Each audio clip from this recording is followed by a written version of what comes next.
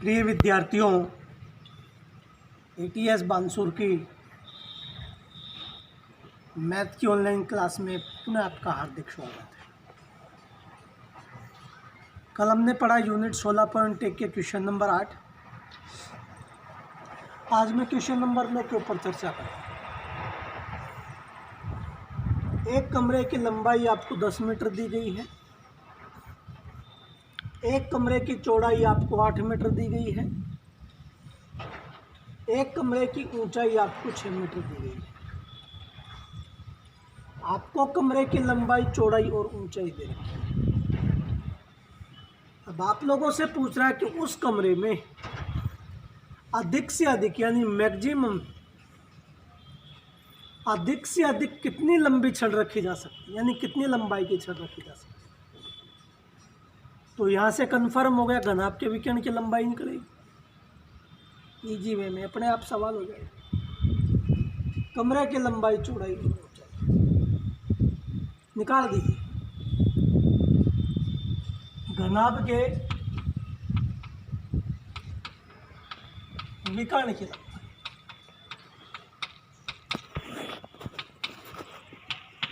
विकर्ण की लंबाई, इसका रिजल्ट मैंने आप लोगों को बताया था। अंडर रूट लंबाई का होल स्क्वायर प्लस चौड़ाई का होल स्क्वायर प्लस ऊंचाई का होल स्क्वायर। आप लोगों से पूछ रहा है कि कमरे में अधिक से अधिक कितनी लंबी छड़ रखी जा सकती है। सब कुछ आपके पास विद्यमान है, लंबाई, चौड़ाई और ऊंचाई। तो कमरे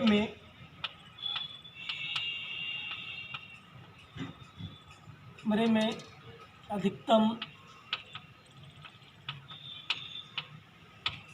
रखी जा सकने वाली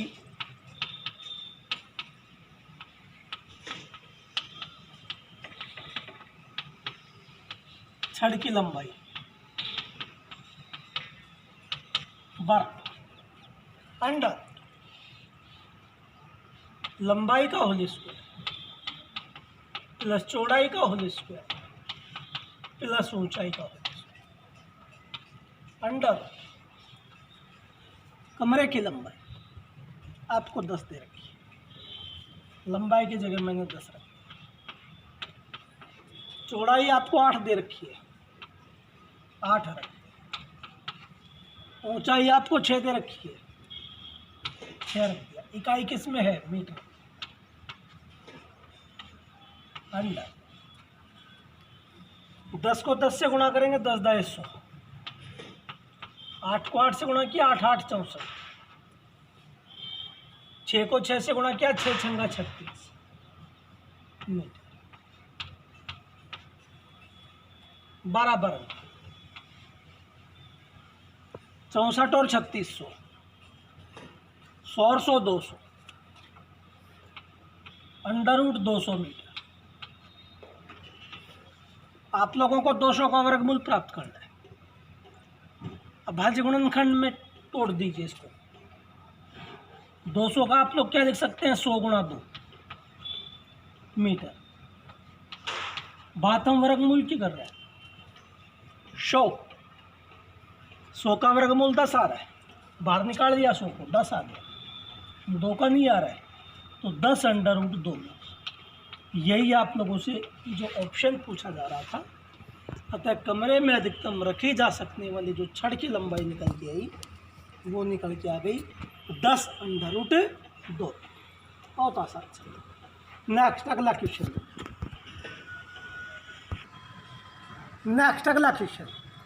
आप ही आसान सा क्वेश्चन। अगला क्वेश्चन आता है कि एक घन का आयतन,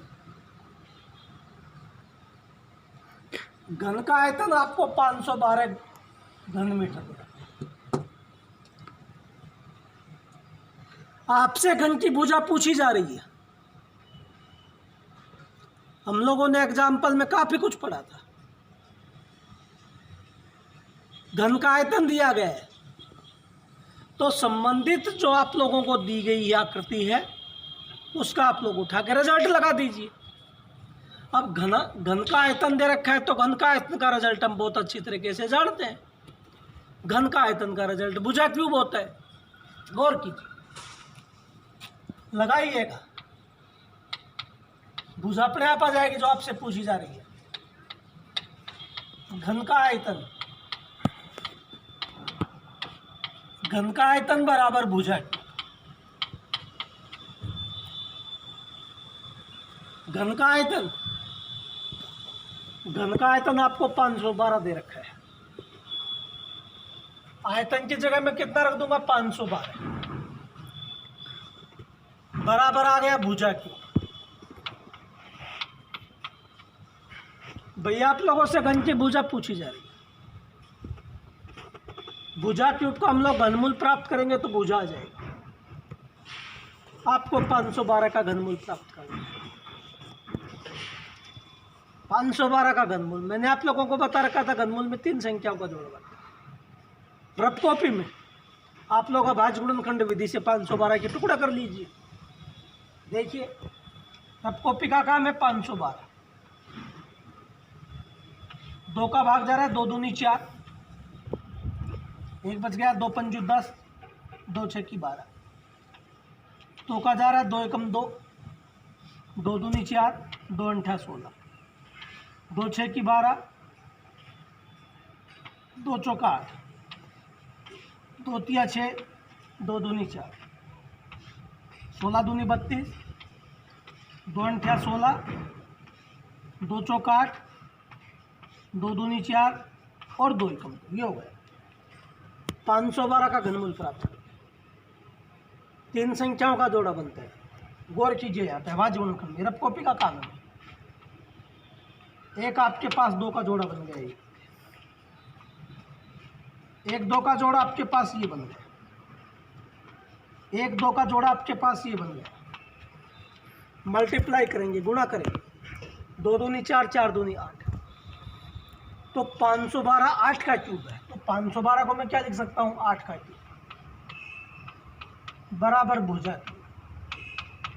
क्यूब से आपके पास क्यूब कट गए, तो आपके पास जो भुजा निकल के आई, भुजा का मान कितना निकल के आ गया भैया, 8। अतः जो घन की भुजा थी, यही आपके पास क्वेश्चन था।